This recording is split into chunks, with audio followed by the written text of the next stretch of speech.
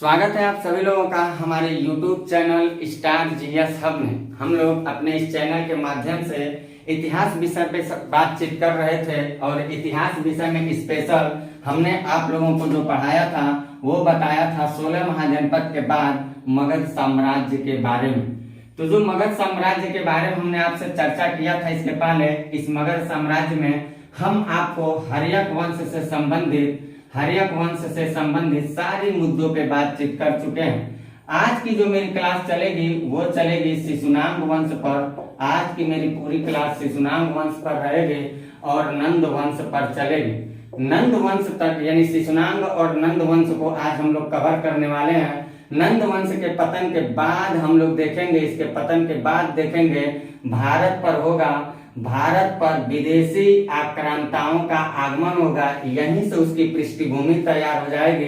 भारत पर विदेशी आक्रांताओं का क्या होगा? आक्रांताओं का आगमन होगा और इन विदेशी आक्रांताओं में सबसे पहला आक्रांता जो होगा वो ईरानी होगा और दूसरा जो होगा वो यूनानी होगा। तो हम लोग ये ईरानी और यूनानी जैसे नंद वंश को कवर करेंगे तो हम लोग ये पढ़ेंगे और फिर हम लोग देखेंगे यूनानी आक्रांता को भी समाप्त करने का काम एक नया लड़का करेगा, नया नौनिहाल लड़का चंदू नाम का, जो चंद्रगुप्त मौर्य के नाम से आएगा और वो नवीन एक साम्राज्य की स्थापना करेगा, मौर्य साम्राज्य। यानी कि हम लोग जो पढ़ रहे थे मगध साम्राज्य, जिसमें हम लोगों ने हर्यक, शिशुनाग और नंद के बारे में पढ़ा। तो पहले हमने आपको हर्यक पढ़ा दिया। आज की क्लास आप पूरा कवर करेंगे शिशुनाग और नंद को, और इसको पढ़ाने के बाद हम सीधे आपको बताएंगे भारत पे विदेशी आक्रमणकारियों का आगमन या आक्रांताओं का आगमन, जिसमें हम लोग ईरानी और यूनानी पढ़ेंगे और यूनानियों के बाद हम लोग मौर्य साम्राज्य की पृष्ठभूमि तैयार करेंगे। ये इसलिए बता दिया हूँ क्योंकि मगध साम्राज्य और मौर्य के बीच की जो अवधि चलती है वो बहुत उलझाऊपन चलती है, तो लड़का लोगों को बहुत ज्यादा समझने में दिक्कत होता है। इसलिए हम इसको चार्ट के माध्यम से आपको बताते हुए चलूंगा। तो आज की फिलहाल हमारी जो क्लास चल रही है वो इन मुद्दों पे चल रही है, इस पे हम लोग चलते हैं, बातचीत करते हैं। बाकी की क्लास के लिए मैं आपको पूरी चार्ट के माध्यम से समझाने की कोशिश करूंगा। तो क्लास का संचालन हम लोग करते हैं। आज का पूरी नोटबुक बनाते चलिएगा शिशुनाग और नंद वंश। और आप लोगों से ये कहना है कि अगर आप लोग हमारे चैनल से नए जुड़े हैं तो चैनल को सब्सक्राइब करते चलिएगा, वीडियो को लाइक और शेयर जरूर करिएगा, क्योंकि आप लोगों के ही साथ सहयोग पे हम अपनी निरंतरता को कायम रख पाएंगे। तो मैं आशा करता हूं कि आप लोग हमारा साथ और सहयोग करते चलेंगे और हम आप लोगों की पूरी प्रतियोगी परीक्षा को ध्यान में रखते हुए गुणवत्तापूर्ण कंटेंट का उपलब्ध अपने चैनल पे करवाता रहूं। तो हम लोग चलते हैं पढ़ने के लिए शिशुनाग वंश और देखते हैं क्या है इससे संबंधित महत्वपूर्ण प्रश्न।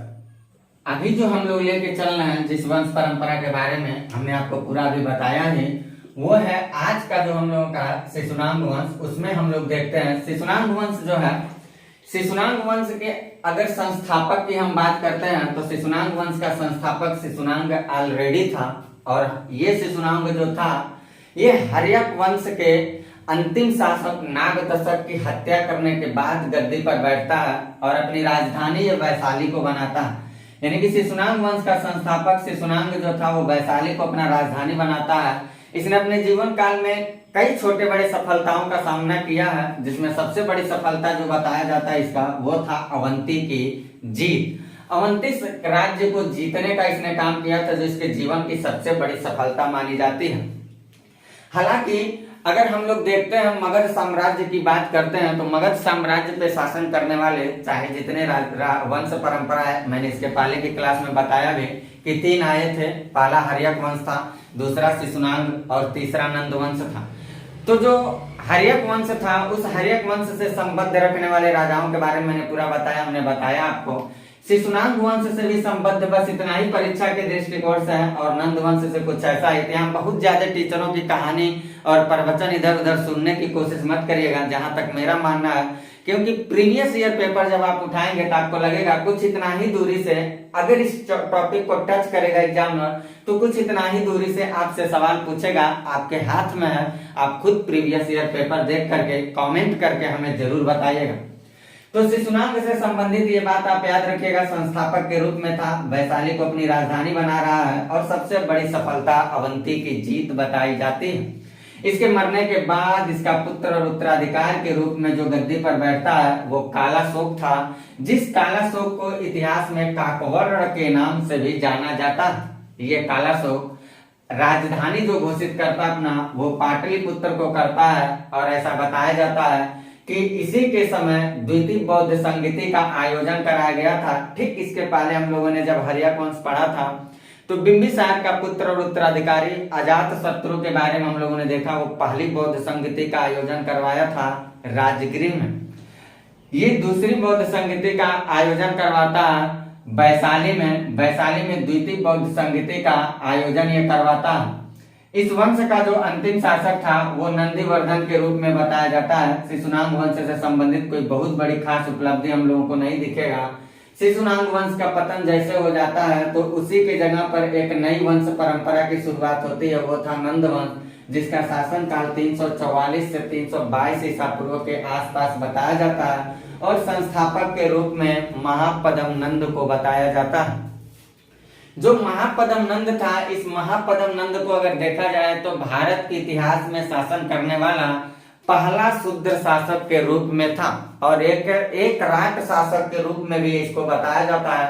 यानी कि भारत की एक शक्तिशाली समृद्धिशाली क्षेत्रों पे और शक्तिशाली शासक बन करके भारत के अगर कोई शूद्र शासक अपनी सत्ता का संचालन कर रहा है तो वो महापद्म नंद था। और ये बात हम नहीं बल्कि इतिहासकार कार्टेयस बताते हैं इस बात को, क्योंकि इनकी बात कई बार पूछा जा चुका है। ये बात इतिहासकार कार्टेयस कहते हैं। इनके अनुसार ये भारत का पहला शूद्र शासक था जो बहुत ही शक्तिशाली था।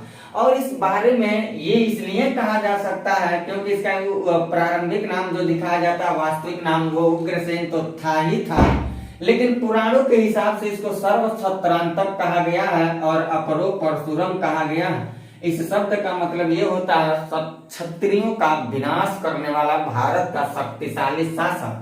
क्षत्रियों का विनाश करने वाला भारत का एक शक्तिशाली शासक था, और ये पुराणों में इसको एक और नाम से पुकारा जाता है। वो नाम इसका था वो था एक राट शासक के रूप में, यानी कि एक शक्तिशाली शासक के रूप में इसको बताया जाता है। इसके मरने के बाद लगभग इसके 8 पुत्रों का उल्लेख इतिहास करता है। उन 8 पुत्रों में घनानंद जो पुत्र था यही उत्तराधिकार के रूप में नंद वंश की सत्ता का संचालन करने के लिए आता है। इतिहास के स्रोतों के मुताबिक ऐसा कहा जाता है कि घनानंद जो था वो काफी समृद्धिशाली, शक्तिशाली और धनवान किस्म का राजा था। इसके दरबार में एक राज दरबार में चाणक्य नामक एक ब्राह्मण भी रहा करते थे। घनानंद के बारे में ये भी कहा जाता है कि घनानंद कुछ दिनों के बाद अपने साम्राज्य में टैक्स से रिलेटेड कुछ नई नवीन नियमों का संचालन किया। जिस टैक्स रिलेटेड नियमों के संचालन में इसके गुरु चाणक्य जो थे वो क्या किए, इसको सलाह दिए थे कि जनता के ऊपर इतनी अपार टैक्स को लागू करना हितकर नहीं होगा। तो घनानंद शायद उनका अपमान किया था, उनकी जो जटा थी उसको पकड़ के खींचा था, उनका अपमान किया था। इन्होंने भी पूरी संकल्प के साथ राज दरबार को छोड़ दिया और संकल्प भी रखे थे कि मैं मगध की गद्दी पर बैठने वाली नंद वंशी शासक घनानंद की सत्ता को उखाड़ फेंकना है, चाहे इसके लिए उन्हें किसी भी नीतियों का पालन क्यों न करना पड़े। तो ये निसंदेह उसकी सत्ता को हटा देते हैं, लेकिन कैसे हटाते हैं ये सारी कहानी हम आपको मौर्य साम्राज्य की पृष्ठभूमि के समय बताऊंगा। यहाँ उन बातों का हम चर्चा नहीं करेंगे क्योंकि उन बातों की चर्चा तब शोभा देगी जब हम चंद्रगुप्त मौर्य को गद्दी पे बैठाने के लिए पृष्ठभूमि लेके आएंगे, एक जंगली लड़के को दिखाएंगे कैसे भारत का एक चक्रवर्ती शासक के रूप में घोषित होता है। तो इस भारत के चक्रवर्ती शासक के रूप में इसको गद्दी पे बैठने के लिए जो सबसे अहम भूमिका निभाने वाली हाथ थी वो थी चाणक्य। तो ये कहानी मैं वहां आपको पूरा बताऊंगा। यहाँ बस आपको एग्जाम से रिलेटेड ये याद रखना है कि महापद्म नंद का पुत्र और उत्तराधिकार के रूप में घनानंद गद्दी पर आता है, और इसका नाम ग्रीक लेखकों के अनुसार बताया जाता है अग्रमीज और जैंद्रमीज के नाम से बताया जाता है। एक महान शासक के रूप में भी इसको दिखाया जाता है और एक धनवान और घमंडी किस्म का बादशाह भी इसे बताया जाता है। इसी के समय कहा जाता है कि भारत पे सिकंदर का आक्रमण हुआ जो 325 ईसा पूर्व के आसपास भारत की धरती को रौंद रहा है। साम्राज्य विनाश अगर देखा जाए इस नंद वंशों का तो वो करने का काम करेगा एक नौनिहाल लड़का चंद्रगुप्त मौर्य नाम से जो आएगा, जिसके गुरु चाणक्य थे। इन्हीं की सहायता से नंद वंश की पूरी पनपती हुई सत्ता को उखाड़ फेंकेगा। लेकिन हम लोग यहाँ देखेंगे, यहाँ पे हम लोगों को नंद वंश की सत्ता के पतन के बाद तुरंत मौर्य साम्राज्य या चंद्रगुप्त मौर्य नहीं पढ़ना है। क्यों नहीं पढ़ना है मैं बता देता, हम बता देते हैं। हम आएंगे इसके बाद की जो चैप्टर लेके, तो यहाँ थोड़ा सा आप ध्यान दीजिएगा। यहाँ पे अगर मान लीजिए ये हम लोगों के भारत देश है, अगर सपोज करिए हम लोगों की भारत देश है, तो हम लोग क्या करेंगे, ये पाकिस्तान है, आज का पाकिस्तान जो उस समय भारत में ही था। तो हम ले लेते हैं यूरोप और मध्य एशियाई कंट्री, यहाँ पे हम ले लेते हैं यूनान को और यहाँ पे हम ले लेते हैं ईरान को।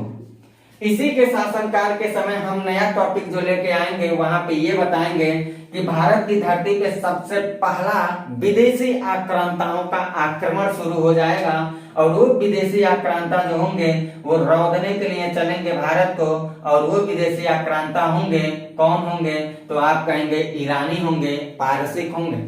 हकमानी साम्राज्य के शासकों ने सबसे पहले ईरानी आक्रांता भारत की धरती को रौंदे हैं। भारत पे कोई पूछेगा सबसे पहला विदेशी आक्रमणकारी कौन था या किस देश से चले थे, तो आप कहिएगा ईरानी थे, ईरान से चले थे। ये कहानी मैं आपको अगले टॉपिक में बताऊंगा, लेकिन यहाँ थोड़ा सा आपको बताने की कोशिश कर रहा हूँ।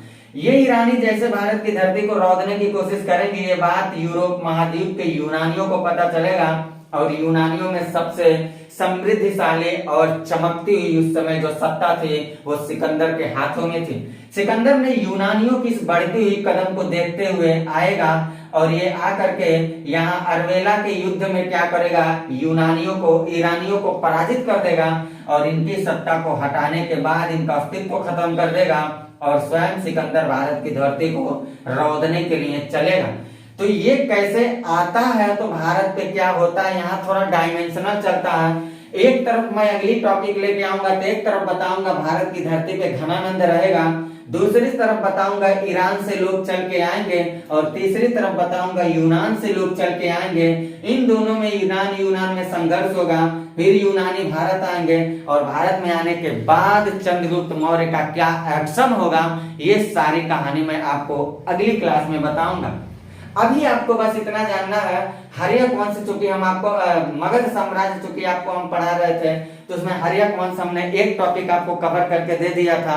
आज दूसरी क्लास में मैं आपको बता दिया हूँ शिशुनाग और नंद वंशों के बारे में। नंद वंशों के पतन के बाद भारत पे पहले ईरानियों का आक्रमण चलेगा, फिर यूनानियों का चलेगा। मैं वहां बताऊंगा कि ये ईरानी तो यूनानी के हाथों खत्म हो जाएंगे और यूनानी जब भारत पे आएंगे तो इनको मौर्य एम्पायर कैसे डराएगा।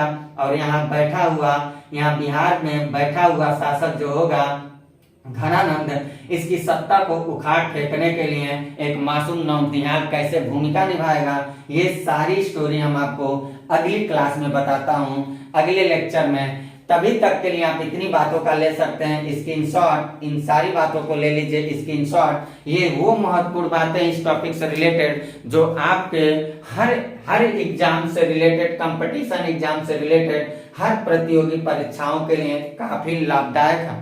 तो इतनी सारी बातों को कवर करिए। फिर मिलता हूं मैं आपसे अगली क्लास में अगले लेक्चर के साथ।